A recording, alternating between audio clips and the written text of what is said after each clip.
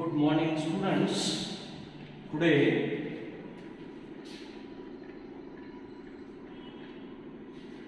in lecture number 8 we are going to study Julius Caesar by William Shakespeare.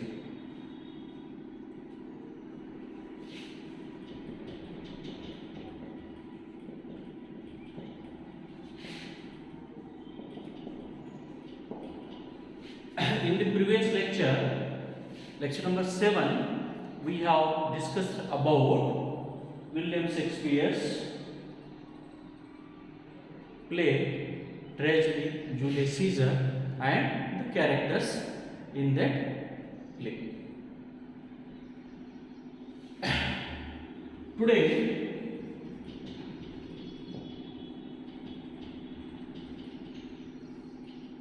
Today we will discuss in short the summary of this play, then we will discuss the other issues on this play.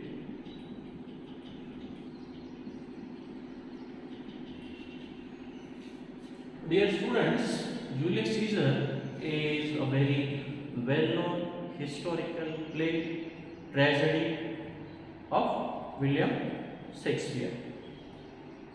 And this play very well highlights the characters. What I told you yesterday, evil character versus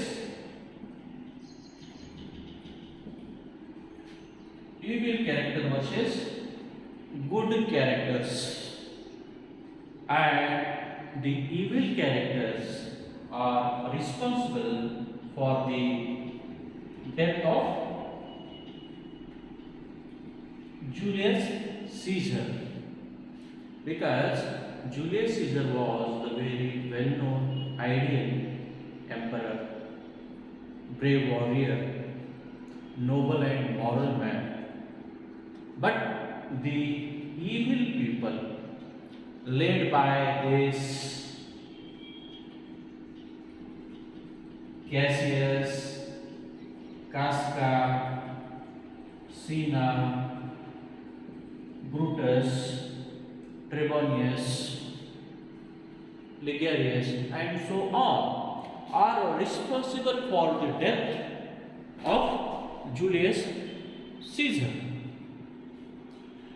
But at the same time, due to the evil plan of this Cassius, the great man Julius Caesar moves to his death. At the same time, here are also the good character who succeed in taking revenge of the murder of Julius Caesar by the murderers, means by killing the murderers.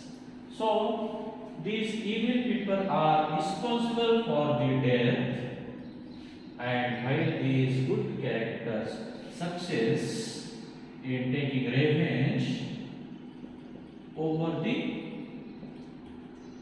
evils. So the same incident, same situations about which the dramatist talks, because the Rome, which was in a very happy, healthy, sound position at the level of social, financial, and so on. But the evil characters like Cassius just spread wrong rumors against Julius Caesar's and success in polluting his character and succeed in killing him or murdering him. With the help of these 8 people, means Brutus, Casca, Cinna, Trebonius, Lepidus, and so on. These 8 people form a group of, we say, them the conspirators. Conspirators means who makes a plan, evil plan about something. So these are the people. So evil characters succeed in taking the murder and want to become the rulers, rule on Rome. But what happens due to the involvement, active participation of good people like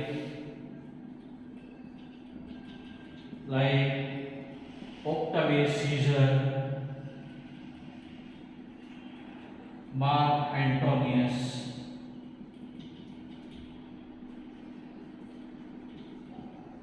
Lepidus, their plan of ruling on the throne or ruling on the Rome couldn't become successful, because here we say the two orators' speech is responsible for the double turn in this play. Double turn in this play. The speech, we can say, the speech of Brutus and speech of Antonius, Marcus. These two people's speech takes the turn into the play. And according to William Shakespeare, when and for which things take the turn in life nobody imagines or nobody come to know. So the next moment what will happen, or in the next moment who will survive or who will die, or what will happen, who will be the, we can say, who will responsible for the change, we can't guess. And in this case, these conspirators, though they have killed Julius Caesar, but couldn't succeed in proving that they are good. They couldn't succeed to go against the speech of Mark Antonius when he speaks after Brutus. Even not only the conspirators but also the each and every people of Rome were with the help of these good people, Marcus Antonius, Lepidus, Octavius Caesar, and each and every people were against these conspirators led by Cassius, Casca, Cinna, Brutus, Trebonius, Cinna, and so on. So this way, William Shakespeare's Julius Caesar is a tragedy, death, murder of ideals. The death of Julius Caesar, according to William Shakespeare, means the death of very ideal ruler. Death of, we can say, death of morality, death of high principles, death of the civilization, death of democracy, death of the welfare of Rome. So, the death of Julius Caesar means the dark period comes in the history of Rome, because Julius Caesar was a very ideal man of principles, man of development. One thing, when we talk about Julius Caesar, we will come to know that Julius Caesar, when the play begins, we found that the play begins with the great acclaim, great victory of Julius Caesar over the Pompey's sons. He has defeated them in a very worst manner and brought the great fortune to the Rome. Even initially he has also defeated the great ruler Pompey. So what happened? The same time the victory of Julius Caesar was celebrated by each and every people of the Rome. Even the lower working class men have also closed their shops and participated in the victory rally of Julius Caesar. And at the same time, the arrangement of Lupercalia games were going on under the observation by California, his wife, and his friend Mark Antonius. When everything was happily going, each and every people of Rome was happy. Though their routine was depend on their daily work, then the people of Rome have not cared about their routine daily work, and they have participated in his victory rally. So everything was going on smoothly, happily, without any disturb. At that time, the so-called Cassius meets Brutus. Brutus has a great heritage of ruling. He was also considered after Julius Caesar a man of principal ideals, and his family members, his inheritors were stand for the welfare of Rome. So Brutus was also a very close friend of Julius Caesar. Julius Caesar and Brutus were the close friend. But what happens when Cassius finds time in this victory rally and in the Lupercalia games? He meets to the Brutus, means Cassius meets to the Brutus, though these are the close friends, meets to the Brutus and says that Julius Caesar was moving towards monarchy, Hukumshahi. He was initially a good man, but now he is each and every turn, step, progress, more going to the monarchy.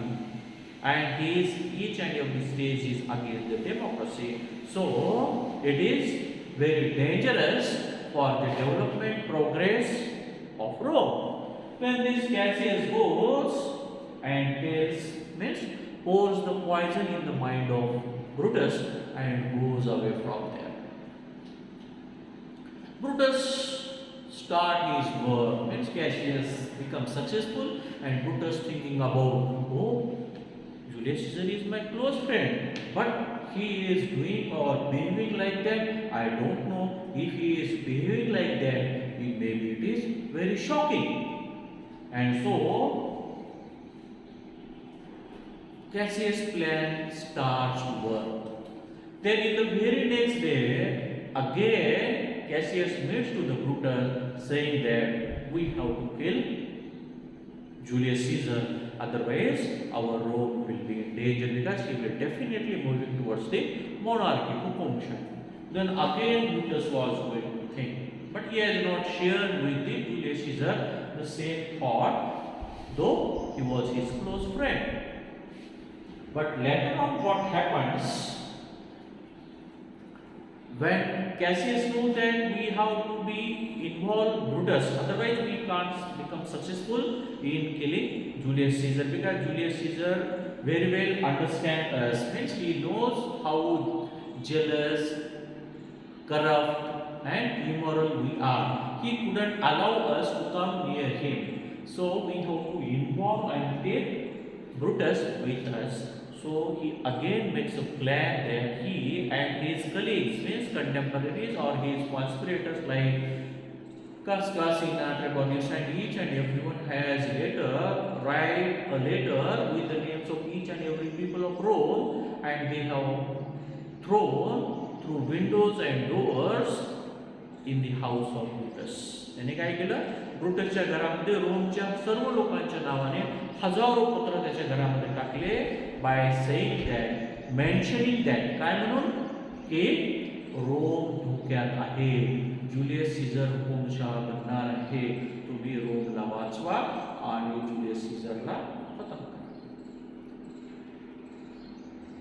And after these throwing letters, Cassius goes to the Brutus and says, the situation is going difficult and each and everyone want to kill Julius Caesar. At the same time, Brutus also says to the Cassius that thousands of people have also written a letter to me for the welfare of Rome. We have to kill Julius Caesar. And this way, Cassius becomes successful in turning Brutus to his side. And one day they decide to call Julius Caesar in the court by saying that we will nominate you as a king or emperor of Rome. He will definitely come and we will gather there as a courtier and kill him. And so this responsibility of bringing Julius Caesar to the court is given to the Brutus. And at the same day, when Julius Caesar was going to the court, his wife Calpurnia says a dream in her sleep that if you go today to the court, you will be murdered.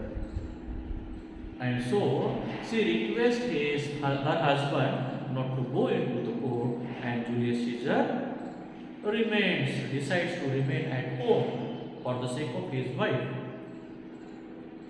But then this Lucius Brutus comes to him and says, Julius Caesar, we have to go into the courts because the same moment will never appear again. So we have to go. And if something is going to happen, if something bad is going to happen with you, the first war I will face. So finally he convinces to bring Julius Caesar into the court, and when he comes in the court on one reason of the rescue of Cassius' brother, they come to the Julius Caesar and each and everyone stabbed him, प्रत्येक जन त्याला मारतो, and finally the Brutus also succeeds in killing him. And this way each and everyone kills to the involved in the murder of Julius Caesar, and he died. He died. He was murdered. His body brought into the midst of the public, and they show, means these conspirators shows to each and every public that this is the, we can say, monarch of the Rome, and we have killed him. Now Rome is free from his tyranny. The worst time of Julius Caesar, Rome is free. Even Decius Brutus also expresses his thought on the death of murder of this Julius Caesar, and people acclaimed that Brutus is good, Cassius is good, and they have killed Julius Caesar, means they have done good.